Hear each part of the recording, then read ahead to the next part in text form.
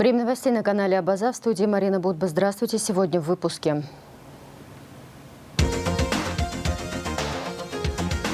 Фундамент, на котором можно выстраивать отношения. Состоялась встреча президентов Абхазии и Беларуси Аслана Бжани и Александра Лукашенко. Поэт, писатель, гражданин. 21 февраля – день рождения патриарха абхазской литературы Дмитрия Гуля.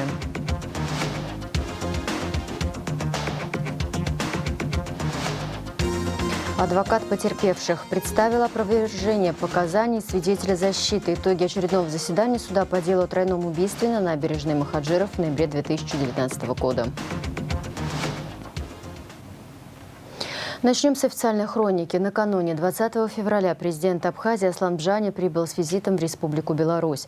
Во вторник в Минске состоялась его встреча с президентом Беларуси Александром Лукашенко. Главы государства обсудят вопросы двустороннего сотрудничества. Александр Лукашенко принял президента Аслана Бжани, министра иностранных дел Абхазии Наала Ардзинба в президентском дворце. Переговоры с президентом Беларуси Александром Лукашенко прошли плодотворно, в теплой дружественной атмосфере. Лидеры обсудили комплексное развитие двустороннего сотрудничества. Сегодняшняя наша встреча по-человечески важна. У нас есть фундамент, на котором можно выстраивать отношения. Нам надо ближе быть в это сложное время, заявил Лукашенко на встрече с президентом Абхазии. Кроме того, он выразил удивление и острой реакции грузинской стороны по поводу официальных встреч руководства двух республик. Почему-то грузины, руководство Грузии остро реагирует на наши встречи. Неужели между людьми, между народами не может быть нормальных, теплых, дружеских отношений? Может быть, эти, как я тогда говорил, отношения и послужат миру и дружбе между абхазским и грузинским народами? Мы ведь с вами никогда не планировали никаких акций в отношении Тбилиси. Никогда ж такого не было. Я вот наблюдаю за ситуацией, которая развивается в Грузии, к примеру, с бывшим президентом Михаилом Саакашвили. Как-то это не очень выглядит прилично с точки зрения того, что это же был президент все-таки. Поэтому, доходить до такой степени, как это складывается сейчас, просто неприлично. Но я к чему это говорю? Мы же не давали никаких оценок, мы не вмешивались в эту ситуацию и другие. Мы очень хорошие отношения поддерживали и поддерживаем, насколько это возможно, с Тбилиси. Почему они так реагируют остро на это? Я думаю, вы мне поможете найти ответ на этот вопрос. Сегодняшняя наша встреча по-человечески очень важна. Наши отношения должны развиваться. Абхазский народ уважает белорусов.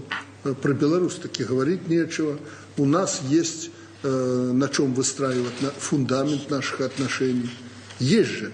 Есть товары, в которых мы заинтересованы, есть товары, в которых вы заинтересованы. Более того, туристическое направление очень важно, особенно после того, как против нас начали тут санкции разного рода вводить. Люди наши хотят побывать на море. Вот я посмотрел ваше побережье, мы всегда туда приезжали. И наши люди посещают и сейчас эти города. Как-то получилось так, что Абхазия оказалась отрезанной. Не востребованной, а отрезанной. А востребованность очень большая.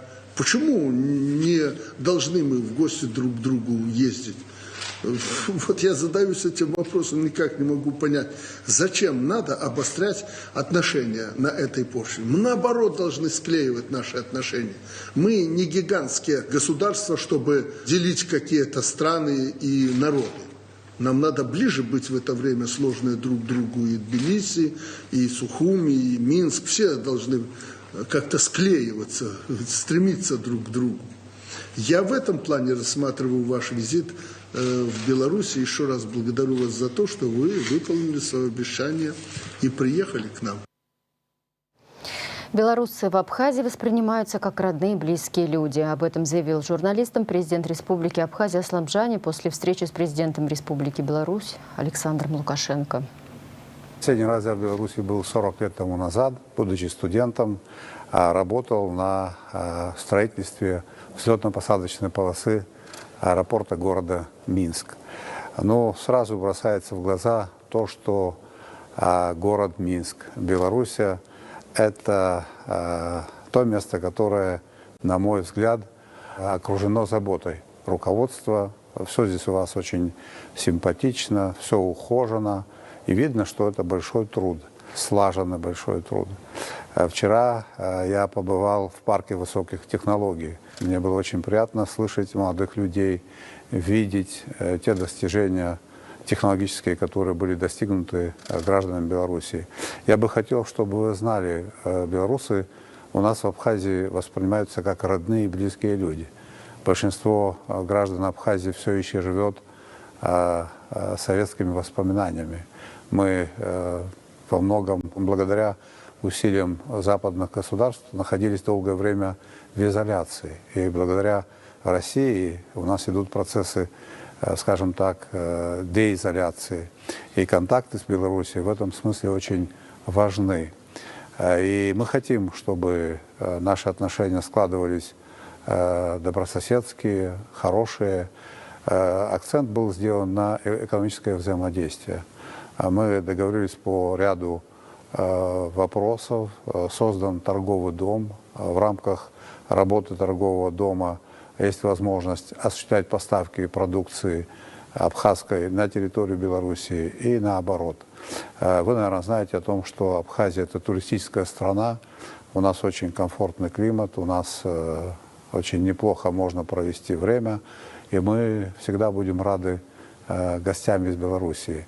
Я подписал указ, в соответствии с которым продлил сроки, безвизовые сроки пребывания граждан Беларуси в Абхазии.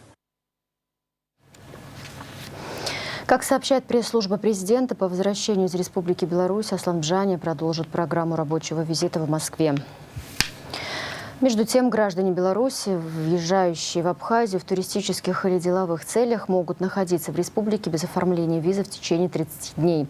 Соответствующее изменение 2 февраля было внесено в указ президента Аслана Бжаня об установлении безвизового въезда в Республику Абхазия отдельных категорий иностранных граждан от 30 июня 2016 года. Ранее граждане Беларуси могли пребывать в Абхазии без визы не более 2 недель. Наша задача заключается в комплексном развитии отношений с Республикой Беларусь, заявил по итогам встречи с Александром Лукашенко министр иностранных дел Абхазии Инал Арденбам.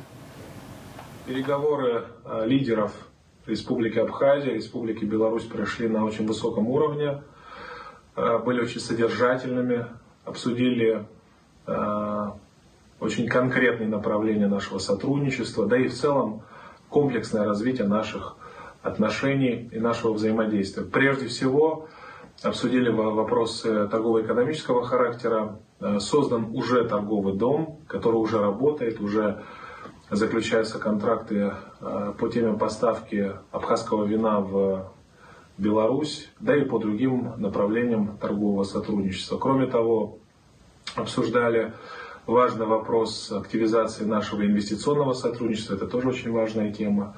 Да и в целом, мы создаем максимально благоприятные условия. Президент Республики Абхазия подписал указ о продлении безвизового пребывания для граждан Республики Беларусь. Это тоже очень важные факторы того, чтобы наши отношения, наш диалог, в том числе и на человеческом уровне, максимально укреплялся. Посол Абхазии в России Алхаз Квицинин встретился с ректором дипломатической академии Александром Яковенко. Обсуждались вопросы обучения в ВУЗе абитуриентов из Республики Абхазия, организации очередных курсов повышения квалификации для абхазских дипломатов. Александр Яковенко ознакомил посла с деятельностью дипломатической академии МИД России, рассказал о подготовке молодых специалистов-международников, также о повышении квалификации российских и иностранных дипломатов. Алхаз Квицинин поблагодарил Александра Яковенко, руководство и профессорско-преподавательский состав Академии за поддержку в вопросе подготовки профессиональных дипломатических кадров для Республики Абхазия.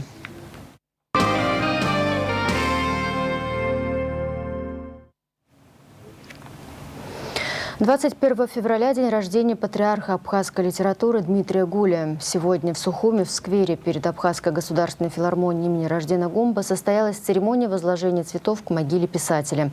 Почтить память Гуля пришли вице-президент Бадра Гунба, спикер парламента Лаша Ашуба, руководитель администрации президента Джансу Хнанба, вице-премьер Беслан Джопо и Владимир Делба, министр культуры Дауркова, абхазские поэты, прозаики, представители творческой и научной интеллигенции, общественность. Слово Анастасии Никоновой.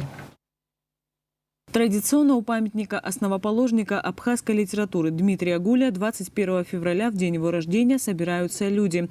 Поэты, писатели, школьники, студенты, политики, ученые отдают дань памяти народному поэту Абхазии.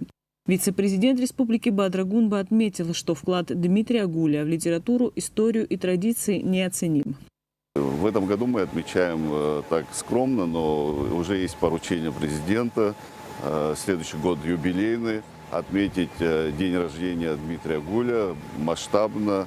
То, как заслуживает этот человек быть вписан в историю нашего государства. Для нас, для всего нашего народа, это патриарх абхазской культуры. И, безусловно, мы ценим его вклад в развитие и становление нашего и государства, и языка, и развития народа. Поэт, прозаик, драматург, историк, переводчик и этнограф – все это деятельность народного поэта. За что бы ни брался Дмитрий Гуля, все было сделано грамотно и дальновидно. По сей день произведения патриарха абхазской литературы несут в себе актуальность, будто написаны вчера, считает студент Абхазского госуниверситета Дмитрий Жиба.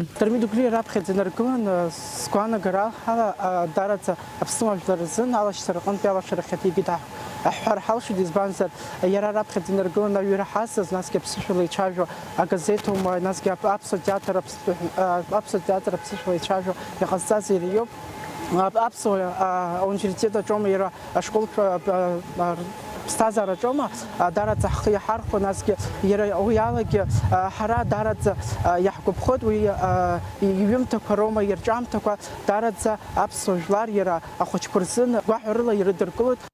Подводя итоги своего жизненного пути, в воспоминаниях Дмитрий Гуля описал, что, возможно, распылял свою энергию, занимаясь то наукой, то литературой. В действительности же его вклад в развитие родной Абхазии поразителен и не может не восхищать.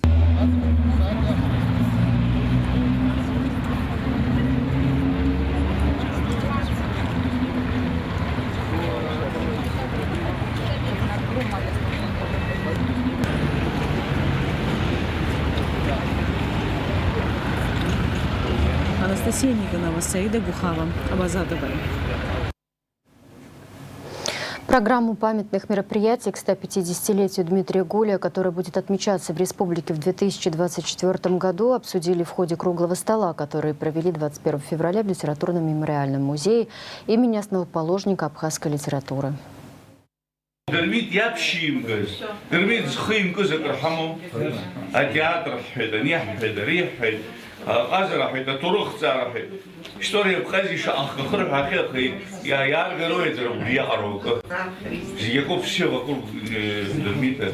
Олег Доминия знизил 8 давший ход шпымов на рубеже веков. Убри Дермит и роль, Дермит является мессианство Газиги.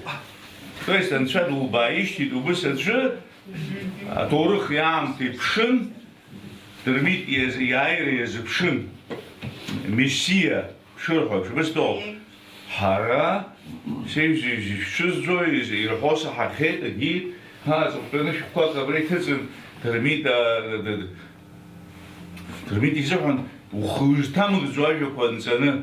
Аз арцомора милат квасип шуидизмо, энциклопедия юзезу, изхосфаз, абне цикл ацазар, цикл бзе, нашги азцо уидаховшна, уса там гарас разохнакумко. Дермит закуй, хаджай, хатара и психология, дышчырча союз, а охоцер хтахзам харара, кучика хоцер мачхай, уид зерхоц шоп яхтаху. Пусть баша аж агара гяна гацун, зерхоц шадыр трахове, дежуста дермит хаздара круглана, видя хуй седрубус университета обгил по ахаму, абри абардах по сарай хталис хазо. Видеоверсию «Круглого стола» в литературно-мемориальном музее имени Дмитрия Гуля смотрите в эфире Абаза ТВ в воскресенье 26 февраля. В рамках «Круглого стола», приуроченного теме языка на базе дискуссионной платформы посольства Абхазии в России, студенты из Абхазии, обучающиеся в России, запустили флешмоб «Говорим на абхазском» ко Дню Международного дня языка 21 февраля.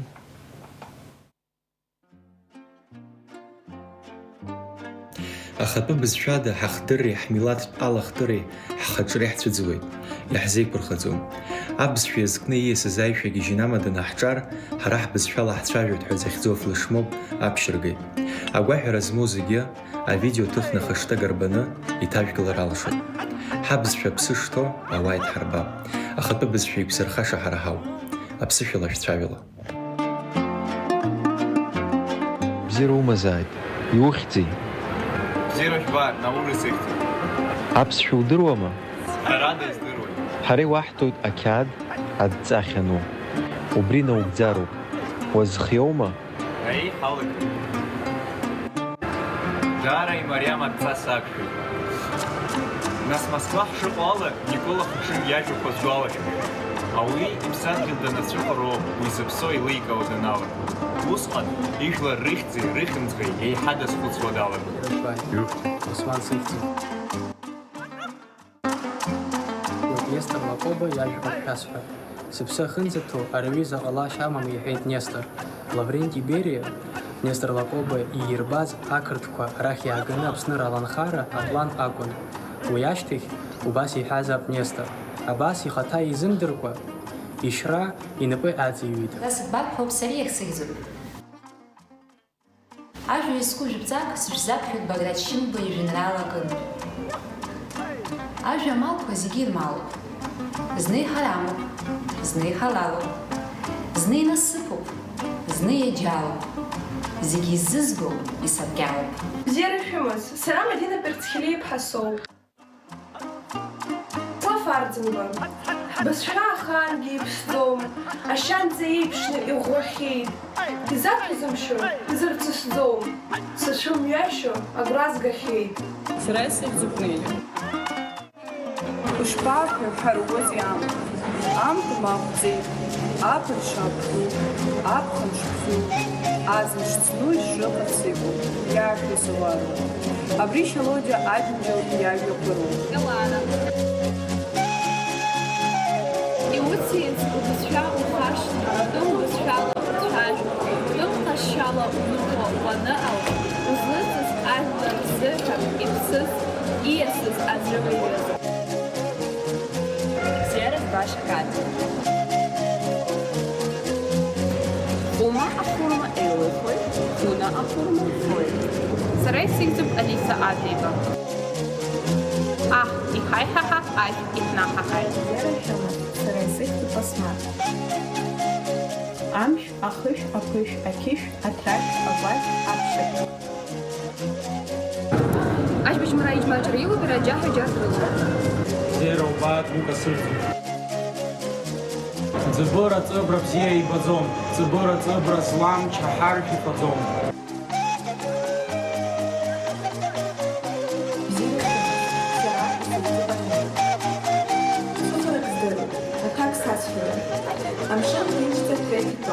Ира Алеша зерчкепшо. Алеша ачкют, ахой шпаги. Аджуна хишняхут. Зеромас, Назар Сыхти. Яра хочу, айну ину. Атацаквая раето. Татус яму, хацейто. Яртас ехяму, шапачо. Языкой ри. Зерфюба, старайся психи. Уца анту, уца и ту. Янтацу, кабула и ту.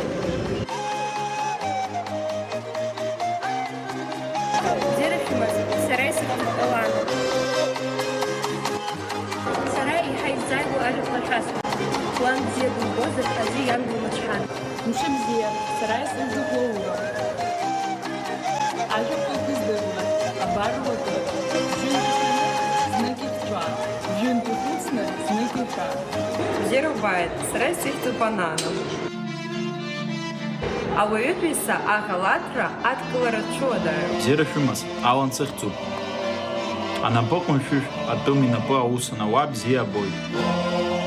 Зерав бат, батал сыхзу. Забзыра узымдурва, ицгара валахавит. Зирас башу, инал сырцу. Адзала иц хавала, зигреха и шарту. Раз студиану. А пухай радейской.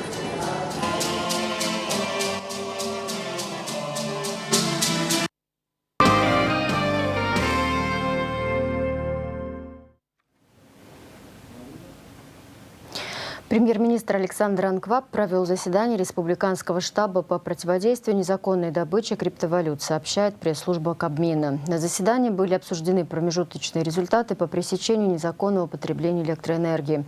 Благодаря принятым мерам за последние 2 недели удалось снизить нагрузку на электросети, но за прошедшие 3 дня показатели потребления электроэнергии вновь возросли.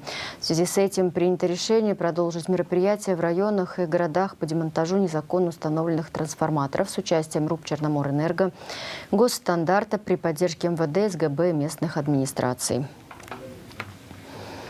На таможенном посту ПСОВ 18 февраля пресекли незаконный ввоз наркотических средств. Об этом сообщает официальный сайт Государственного таможенного комитета Абхазии. По данным фактам будет возбуждено уголовное дело, о ходе расследования которого будет предоставлена дополнительная информация.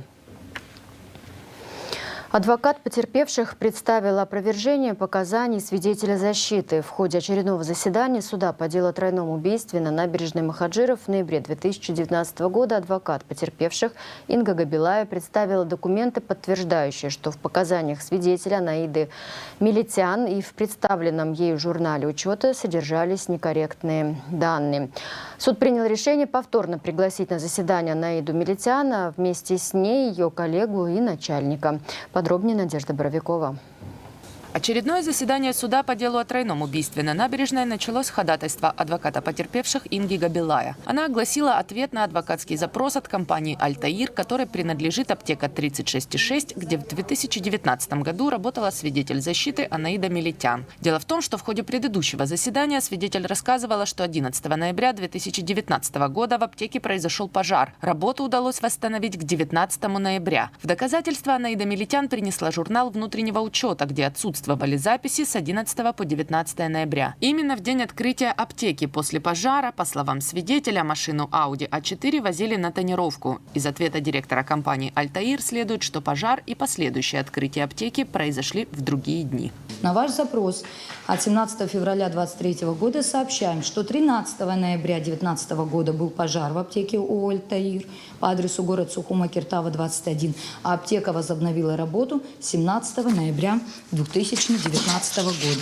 Соответственно, информация, представленная суду под названием «Журнал кассира», содержит недостоверную информацию, что ставит в целом под сомнение как показания свидетеля, так и достоверность информации, указанной в журнале кассира. Документы были приобщены к делу, после чего адвокат Автандил Чкадуа отметил, что не видит противоречий в представленных документах и показаниях свидетеля Милитян. С 10 по 19 записи нет.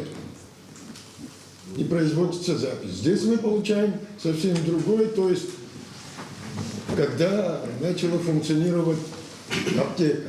Здесь свидетели четко пояснили, что они 17-го были, 18-го были там.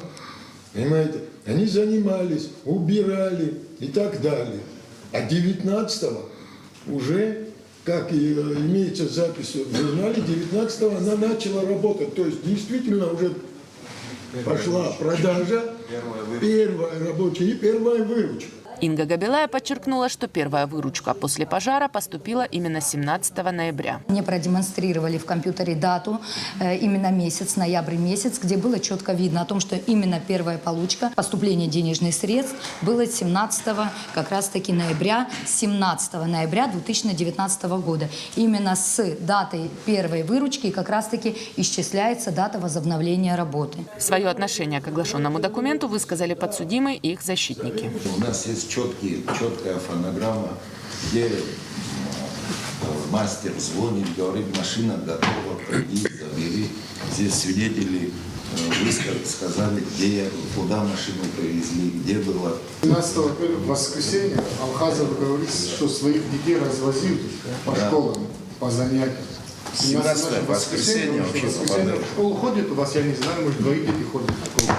Допрошенные здесь в судебном заседании на предыдущем процессе 14 февраля 2 свидетеля Алхазов и Милитян дали развернутые показания, подтвердили их письменными доказательствами именно журнала, который нами здесь исследовался. И я полагаю, дабы вот эту информацию однобокую и непонятно, чем руководствовался тот же директор аптеки, который дал такой ответ на запрос адвоката, я думаю, нужно, чтобы он дал здесь, в судебном заседании, и на ряд вопросов ответил участникам процесса, чтобы суду иметь развернутую информацию и дать правильную оценку тем или иным показаниям. Отношение к документу озвучили представители гособвинения. Хотелось бы обратить внимание ваше на том, что Милитян сопоставляла события, которые она давала суду, показания и на следствии, именно с тем, что тонировка автомашины происходила в ее первый рабочий день. Она говорила, что убирали копоть, о том, что работала аптека, именно первый рабочий день она сопоставляет, именно связано с журналом, а именно 19 числа. Несмотря на это, мы 19 и 20 число также поставили под сомнение, так как они были выполнены другой ручкой и другим почерком. Но в данном случае директор аптеки дает ответ однозначный, что пожар имел место 13 числа, а не 11 числа. Соответственно, непонятно, почему работники Афлян и Милитян не выполняли записи 12 и 13, ну хорошо, 13, если был пожар, возможно, не было возможности закончить журнал, но 11 и 12 числа журнал не заполнялся. Это вызывает огромные сомнения. Хотел бы дополнить вот в части Алхазова, например, где идет речь, вот здесь вот замечания поступили, где идет речь о том, что он в том числе дату 19 ноября в своей памяти воспроизводит, опираясь на события, значит, его распорядка дня, в том числе, значит, связан со школой, с детьми и прочее. Но в материалах уголовного дела, в допросе в частности, он, и это отчетливо написано, я хочу просто напомнить, он давал исчерпывающий ответ, где говорил, что в конечном итоге, говоря о 19 числе, как о дате, когда тонировалась автомашина, он опирался на сведения Милитян. Чтобы подтвердить факт пожара, Инга Габилая также направила запрос на имя начальника пожарно-спасательного отряда столицы и Сухумского района. Государственный пожарный надзор города Сухум пересылает вам первичный материал о пожаре, имевшего место 13 ноября 2019 года по адресу город Сухум, Акиртава, 21, в помещении аптеки 36,6 ООО «Альтаир». В пакете документов, представленных адвокатом, были также пояснения сотрудников аптеки Анаиды Милитян, которая обнаружила пожар, и ее сменщицы Джема Офлян. Адвокаты подсудимых высказали свое отношение к документу. То, что сейчас происходит у нас в судебном заседании, это еще раз говорит о тех пробелах предварительного расследования, которые были допущены. Может быть, невосполнимые пробелы, которые устранить невозможно в какой-то части. Вот. Но что стоило следователю в тот период, на то ходатайство, которое заявляла Милитян о ее допросе, Алхазова о его допросе, допросить их своевременно, расставить все точки над и, возможно, мы сейчас бы не обсуждали вот эти вопросы и ходатайства о допросе дополнительных свидетелей, они бы все были допрошены в ходе предварительного следствия, и все было бы установлено еще 3 года назад. Поэтому я считаю, то ходатайство, которое мой коллега заявлял о допросе директора аптеки и одного из фармацевтов, я полагаю, что оно наоборот не отпало, оно наоборот стало более насущным. На замечание Игоря Скнарина ответил прокурор Руслан Тыркба. Хотел бы вернуться к тем показаниям Милитян и Алхазова на стадии предварительного следствия.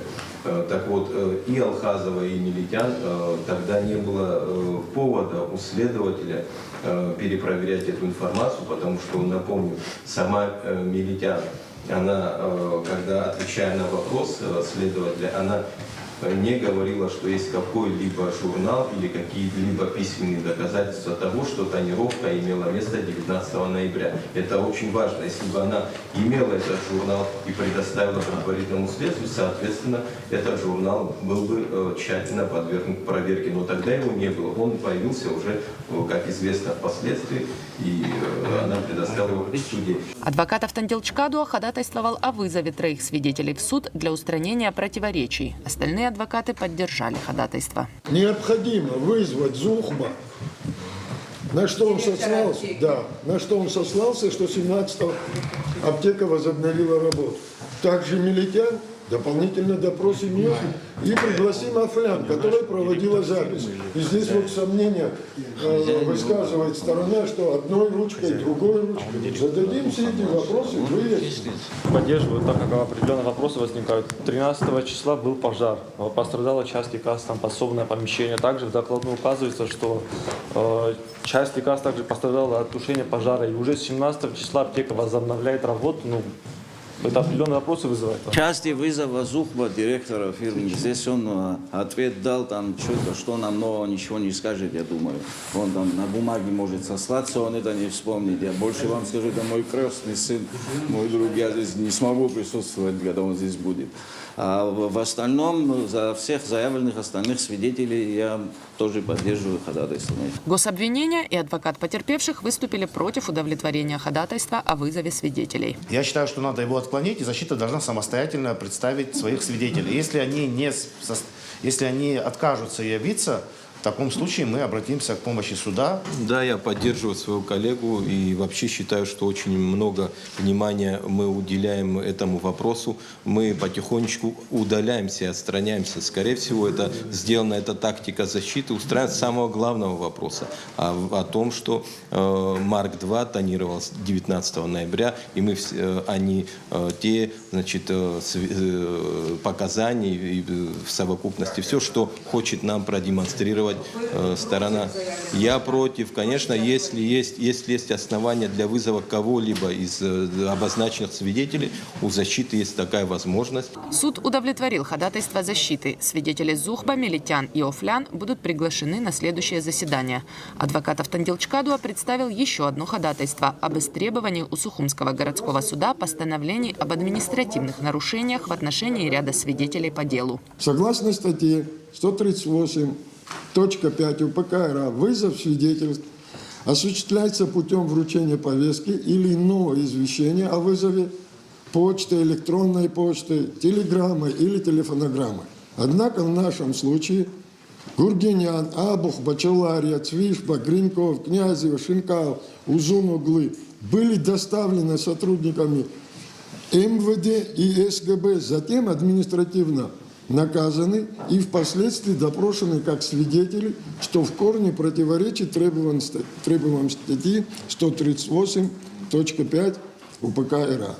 Исходя из изложенных нарушений, необходимо суду дать юридическую оценку показаниям указанных свидетелей, для чего необходимо установить, подвергались ли вышеуказанные свидетели судом Сухумского района к административному наказанию. Гособвинители и адвокат потерпевших выступили против, так как аналогичное ходатайство уже заявлялось и было отклонено ранее. Совещаясь на месте, коллегия судей удовлетворила ходатайство Автандилчкадуа. Следующее заседание назначено на 28 февраля. Надежда Боровикова, Инна Лагухава, Абаза ТВ. На 21 февраля было запланировано продолжение судебного процесса в Сухумском городском суде по делу об убийстве Анзора Тарба в стенах Министерства внутренних дел. Но из-за неявки одного из подсудимых заседание перенесли на 1 марта. Напомним, что дело было направлено на новое рассмотрение в суде первой инстанции в связи с решением Президиума Верховного суда. Это уже вторая попытка начать процесс. Прокуратура Гудавутского района возбудила уголовное дело в отношении неустановленного лица по признакам преступлений, предусмотренных статьями «Умышленное повреждение чужого имущества, совершенное путем взрыва» и «Незаконное хранение, перевозка огнестрельного оружия, боеприпасов, взрывчатых веществ» Уголовного кодекса. 18 февраля в период времени с 3:30 по 4:10 неустановленное следствием лицо, умышленное с целью повреждения чужого имущества под автомашину марки Toyota Camry, припаркованную арестованную во дворе дома номер 7 по улице Ардзинба в городе Гудаута бросил взрывное устройство неустановленного образца. В результате взрыва автомашина получила повреждения. Проводятся оперативно-следственные мероприятия, направленные на установление лица, совершившего преступление.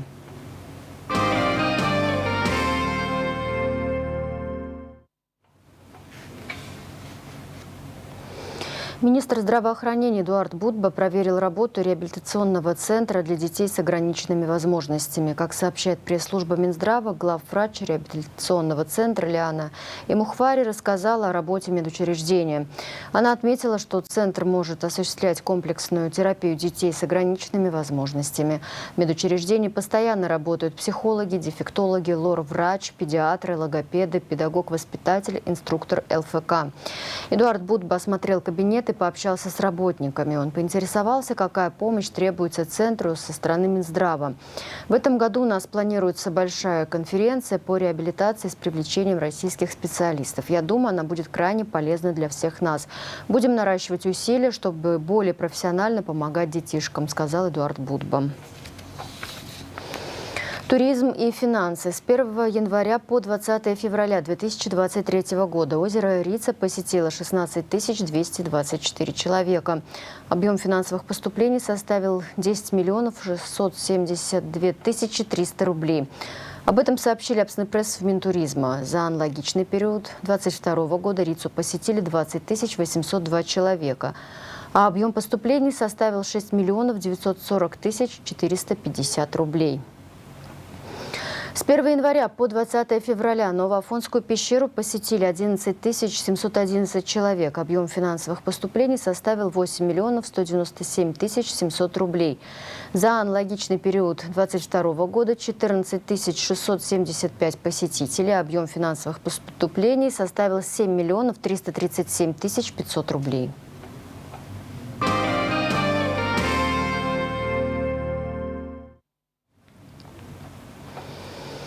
21 февраля родился писатель, публицист, общественный деятель, активный участник национально-освободительной борьбы абхазского народа Алексей Камугович Джения.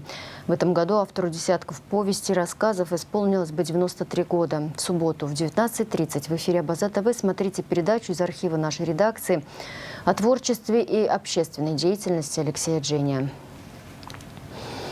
21 февраля – день рождения абхазского художника Ливарса Будба. Искусствовед Александра Панфилова к выставке Ливарса в галерее Шазина в Москве напишет о нем слова, удивительно точно характеризующие жизнь и творчество художника. Ливарс Будба – художник, наделенный удивительной радостью и обреченный на раннюю смерть. Он это знал.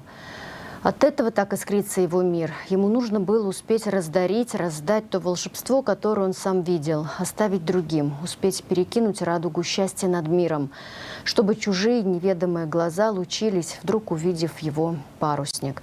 Сегодня в нашем эфире смотрите проект из архива Абаза ТВ, посвященный жизни и творчеству художника Ливарса Будба.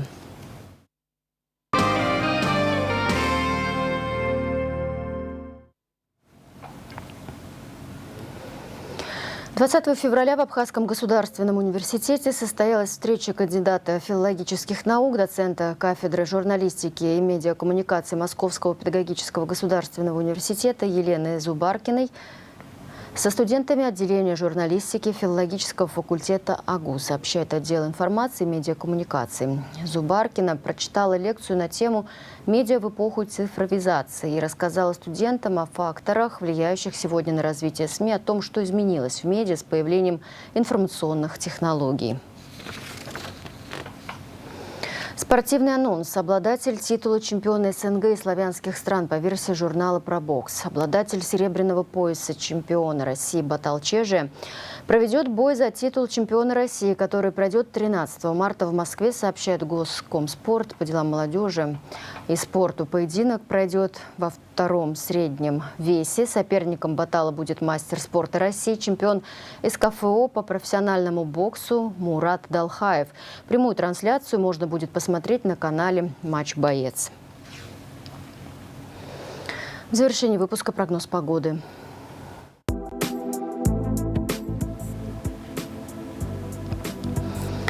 В среду, 22 февраля, в Абхазии ожидается облачная с прояснениями погода. Временами снег с дождем, в горах обильный снег, гроза. Атмосферное давление высокое.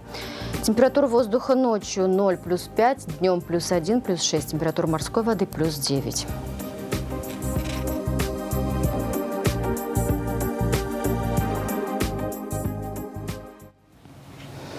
На этом пока все. За развитием событий следите вместе с нами. До встречи.